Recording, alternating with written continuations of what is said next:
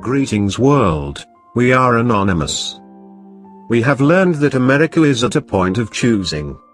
The media will say it is about choosing a president. But it really isn't. Our real choice is personal, and every generation must make the same choice. Will we continue to live in the past with what we know no longer works, or will we move forward to a new and better place? The people in state after state have made it clear. They cry out for a new path. Both with the same diagnosis, but both with very different paths to healing. Millions of Americans have chosen one outsider. We don't find our fuel in bundlers and special interests, but rather directly from the people. The wide-eyed youth of any age that haven't given up on the hope that tomorrow can and will be better. Ronald Reagan and Jack Kennedy were outsiders. They both represented a whole new vision and vibrancy. A new generation of ideas. Jack Kennedy looked forward instead of back to the first half-century of World War. He knew that America could dream and build if we were set free. Not tanks for war, but rockets for exploration. Reagan looked out to us, the most powerful force for innovation that the world has ever known. We found the new tech pioneers like Bill Gates and a young Steve Jobs. They had vision and the freedom to build a new world that at the time only they saw, and because they were free. They challenged the way and changed the way all of us live, work, and interact. Now it is our turn. This generation must first look inward to see who we really are, after years of being beaten down. Years of being told we couldn't, shouldn't, or wouldn't. This generation needs to answer a new set of questions. Can we? Should we? Will we? Are we still those people? Those dreamers and doers?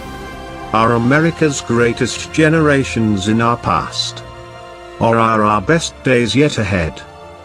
We must unite the Republican Party because doing so is the first step toward uniting all Americans. The question is not whether all Americans can or will agree on a majority of issues all of the time. The question is whether a majority of Americans are hungry to rally around a set of principles larger than any single issue that a politician may use to divide us. It's natural, when we talk about our nation's earliest days, that we focus our attention on the Declaration of Independence and the Constitution. And we can learn a great deal about a path forward by focusing on the passionate disputes and disagreements among our founding fathers, differences that were put aside only because of the weight and consequence of the foundational principles they sought to proclaim and the price to be paid if they failed to rise to the task. Today, as Republicans, we agree on a lot. And sure, areas of lesser agreement exist as well. But on the fundamental question, are we satisfied with the current direction of our country? We speak with one voice. I call on you, as JFK did in the 60s. And as Reagan did in the 80s. To chart a new American journey forward. One that isn't led by me or anyone in Washington, but by you. And millions of others just like you. One where we still have differences, yet we choose to concentrate on what we have in common.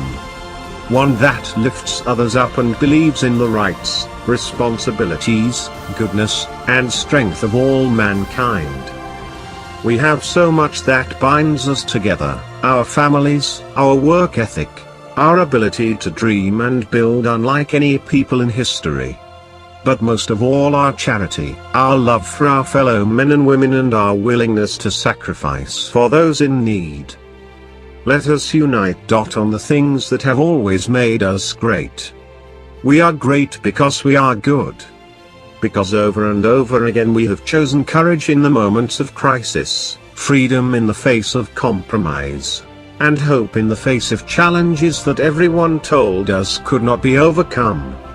Our sitting president ran on a slogan that should have been a great first step. It promised us, Yes, we can.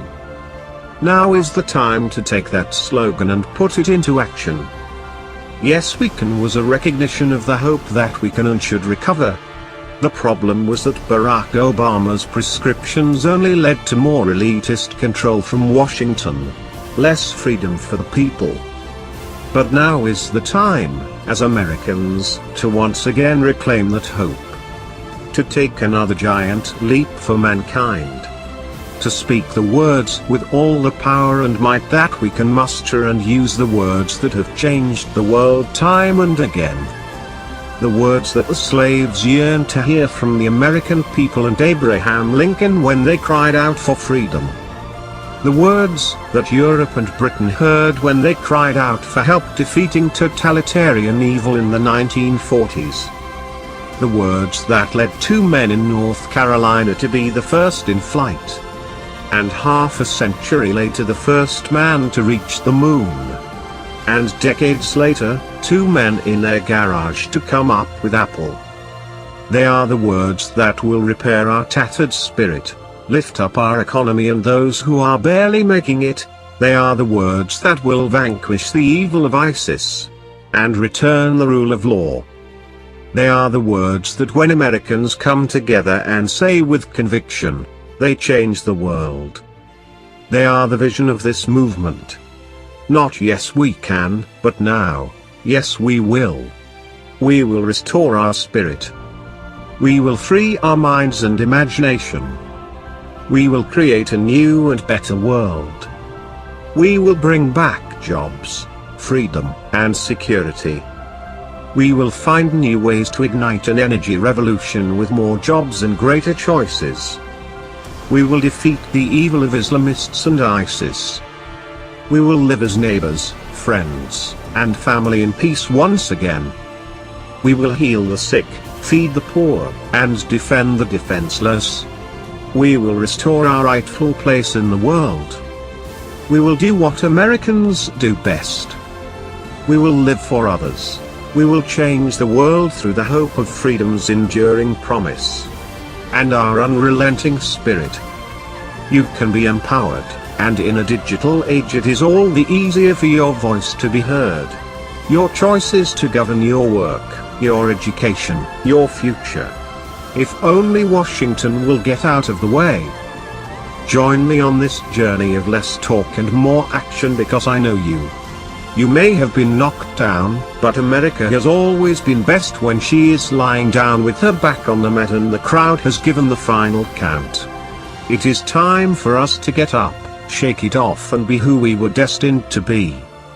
Don't let anyone try to convince you otherwise. Here is the truth, you don't need me or any politician.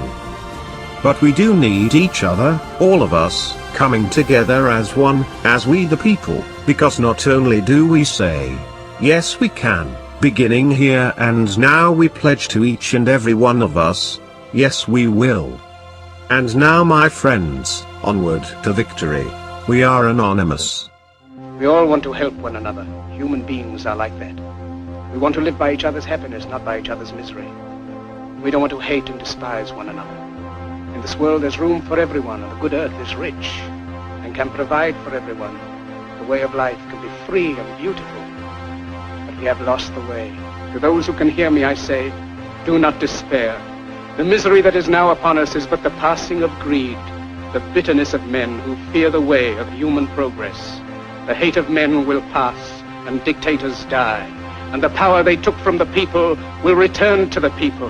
And so long as men die, liberty will never perish. You have the love of humanity in your hearts. You don't hate, only the unloved hate, the unloved and the unnatural. In the 17th chapter of St. Luke it is written, the kingdom of God is within man, not one man nor a group of men, but in all men, in you. You, the people, have the power. Then in the name of democracy, let us use that power. Let us all unite.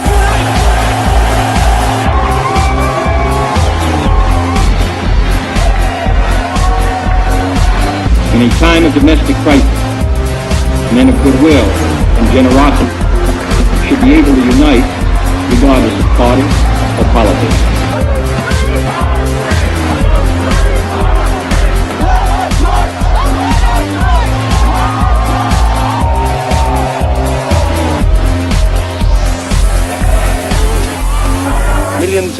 suffering men, women, and little children, victims of a system that makes men torture and imprison innocent people.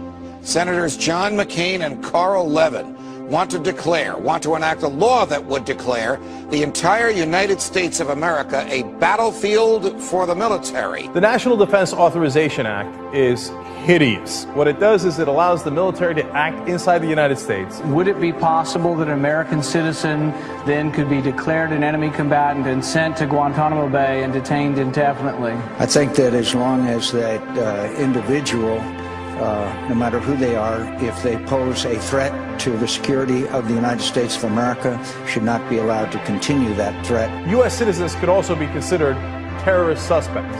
That means anyone inside the U.S. can be detained by the military, not cops, by the military, and said, hey, you know what, we suspect you of terrorism.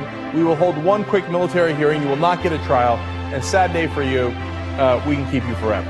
Your elected officials, both the Senate and the House of Representatives, have just overwhelmingly passed the National Defense Authorization Act. This is what democracy looks like. Tell me what democracy looks like. This is what democracy looks like. Tell me what democracy looks like.